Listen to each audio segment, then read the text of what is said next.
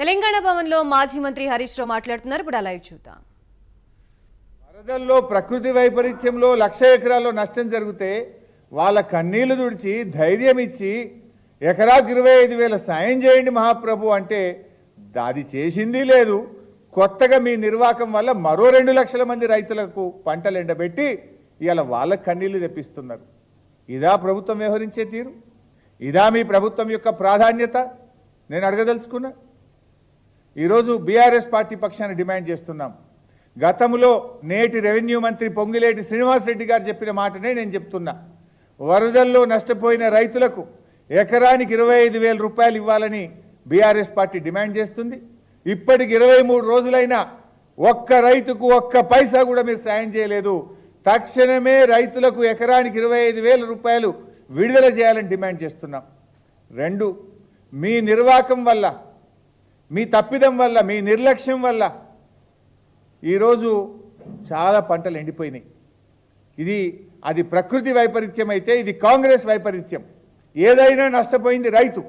అందువల్ల ఆ రైతులకు సాగర్ ఆయకట్టు నీళ్లు అందించడంలో ప్రభుత్వం విఫలమైంది కనుక సాగర్ ఆయకట్టు నీళ్ళు అందక పంటలు ఎక్కడెక్కడైతే ఎండిపోయినాయో వాటిని కూడా ఎన్యూమరేషన్ చేసి వరద నష్టంలో నష్టపోయిన రైతులతో సమానంగా వీరికి కూడా ఎకరానికి 25,000 రూపాయలు ఇవ్వాలని బీఆర్ఎస్ పార్టీ డిమాండ్ చేస్తుంది. ఇవాళ వరద నష్టం వల్ల సాగర్ పరివాహక ప్రాంతంలో ఒక 60,000 ఎకరాలు పోయింది ఖమ్మంలో. కాంగ్రెస్ యొక్క నిర్వాకం వల్ల ఇంకో 1,00,000 ఎకరాలు పోయినట్టుగా ప్రాథమిక అంచనా. ఎన్యూమరేషన్ చేయండి. ఇది ఇప్పుడు మీరు నీళ్ళు ఇచ్చినా మీరు ఎప్పుడు ఇస్తారో తెలియదు. ఇప్పటికీ 22 రోజులైంది. ఎన్ని రోజుల్లో ఇస్తారో స్పష్టత కూడా లేదు. ఇప్పుడు ఇచ్చినా చేతికి రావు. ఈ పొలాలు అయితే ఇది చేతికి కూడా రాదు. మళ్ళా ఇప్పుడు నీళ్ళు ఇచ్చినా ఇది ఆల్రెడీ అయిపోయింది. ఈ పొలం నీళ్ళు ఇచ్చినా ఈ పొలం మళ్ళీ చేతికి రాదు. ఇది ఎవరి పొరపాటు? కాంగ్రెస్ ప్రభుత్వ వైఫల్యం. దీనికి రైతులకు ఎందుకు శిక్ష పడాలి? వరద నష్టంతో ఏ రకంగా అయితే రైతులు నష్టపోయినారో వారికి ఇచ్చినట్టుగానే కాంగ్రెస్ పార్టీ నిర్వాకం వల్ల, నీళ్లు ఇవ్వకపోవడం వల్ల ఎండిపోయిన పొలాలను కూడా ఎన్యూమరేషన్ చేయాలి. వీరికి కూడా వారితో పాటు సమానంగా సహాయం చేయాలని చెప్పి బీఆర్ఎస్ పార్టీ డిమాండ్ చేస్తుంది. ఇకపోతే వీళ్ళది ఇంకొక అంటే వీళ్ళ నిర్లక్ష్యం ఎట్లా ఉంటుంది, వీళ్ళకి చిత్తశుద్ధి లేదనడానికి ఇంకో చిన్న ఉదాహరణ కూడా చెప్పాలనుకుంటున్నాను.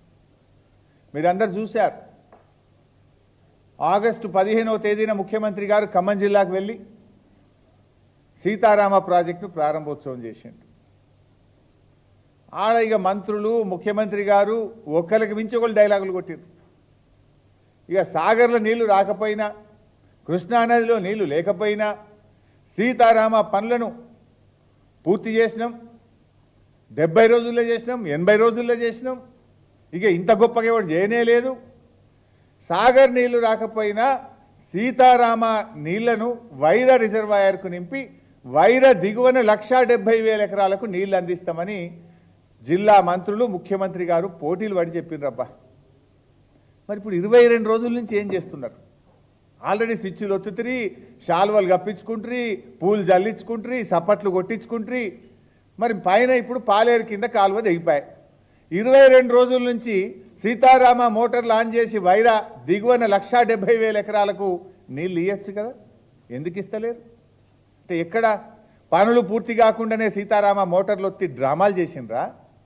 లేదు రైతులకు నీళ్ళు ఇవ్వడం మీకు ఇష్టం లేదా? ఎందుకు సీతారామ ద్వారా వైరా దిగువన 22 రోజుల నుంచి నీళ్ళు ఇవ్వలేదు అని నేను సూటిగా అడుగుతా ఉన్నా.